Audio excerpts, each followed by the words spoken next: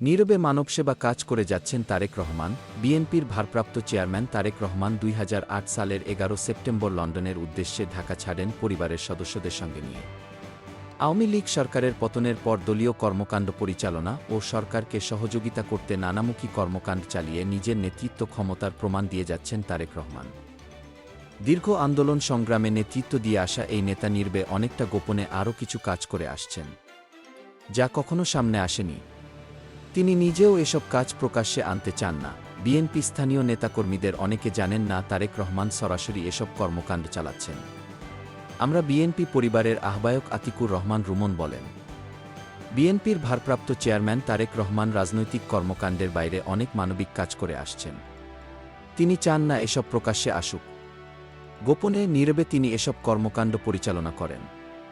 যারা সাহায্য বা সহযোগিতা পাচ্ছে তারাও জানতে পারেন না এটি তারেক রহমান করছেন। তারা মনে করেন বিএনপি বা নেতাকর্মীরা তাকে সহযোগিতা করছেন। দলের ভারপ্রাপ্ত চেয়ারম্যানের এসব কর্মকাণ্ড আমাদেরও উৎসাহিত করে মানুষের পাশে দাঁড়ানো।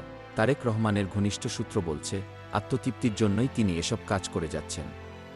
অসহায় অনেক পরিবারের পুরো দায়িত্ব রয়েছে তারেক রহমানের কাঁধে। তার তত্ত্বাবধানে পরিচালিত হয় মাদ্রাসা, হাসপাতাল। নিজ উদ্যোগেই এগুলোর খরচ বহন করছেন তিনি। বিএনপির পাশাপাশি এসব কর্মকাণ্ড জিয়াউর রহমান ফাউন্ডেশন এবং আমরা বিএনপি পরিবারের মাধ্যমে পরিচালিত হচ্ছে। প্রথমে বৃদ্ধ এবং এতিম এমন ২৫টি পরিবারের দায়িত্ব নেন তারেক রহমান। পর্যায়ক্রমে এই সংখ্যা ১৩০০ ছাড়িয়েছে। বগুড়ার গাবতলী থানায় লাঠিগঞ্জের ৩ মাথার মোড়ে এতিমদের জন্য একটি মাদ্রাসা পরিচালিত হয়। এ মাদ্রাসায় পড়া প্রায় সব শিক্ষার্থীর দৃষ্টিশক্তি নেই বা আংশিক আছে।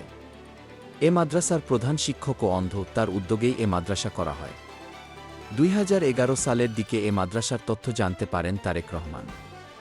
তিনি সবকিছু খোঁজখবর নিয়ে মাদ্রাসা পরিচালনার দায়িত্ব নেন। সেই থেকে এখন পর্যন্ত ওই মাদ্রাসা চালাচ্ছেন। বগুড়ার এ এতিমখানার মতো সারা দেশে আরও ৫টি এতিমখানার দায়িত্ব নিয়েছেন তারেক রহমান। সারা দেশে ১৪৪টি পরিবারকে প্রতি মাসে ভাতা দিচ্ছেন তিনি। ১,৫০০ টাকা থেকে শুরু করে ৭,৫০০ টাকা পর্যন্ত এসব পরিবারকে অর্থ দেওয়া হয় তার পক্ষ থেকে। ২০১৪ সাল থেকে এ ভাতা দেওয়া শুরু করেন তিনি। এছাড়া গুম, খুন হওয়া ব্যক্তিদের পরিবারগুলোর মধ্যে ৩ জনের বিয়ের আয়োজন করেন তারেক রহমান নিজ উদ্যোগে। ফেনী, বগুড়া ও সাতক্ষীরায় এ ৩ বিয়ের আয়োজন হয়। অসহায় পরিবারকে নিজের উদ্যোগে ঘর নির্মাণ করে দিয়েছেন বিভিন্ন এলাকায়। বাড়ি নির্মাণ বাবদ ৩ লাখ টাকা করে দেওয়া হয়েছে তাদের। তারেক রহমান অর্থের ব্যবস্থা করে দেন আর স্থানীয় বিএনপি বা অঙ্গসংগঠনের নেতারা তা বাস্তবায়ন করেন। সূত্র জানিয়েছে, এ পর্যন্ত ১২ জনের কৃত্রিম হাত-পা সংযোজনের ব্যবস্থা করে দিয়েছেন তারেক রহমান। তারা বিভিন্ন সময়ে আওয়ামী লীগ নেতাকর্মী বা পুলিশের নির্যাতনে হাত-পা হারান। ছাত্রজনতার আন্দোলনে নিহত ও আহতদের এ পর্যন্ত ১৫০ জনকে সহযোগিতা করেছেন বিএনপির ভারপ্রাপ্ত চেয়ারম্যান।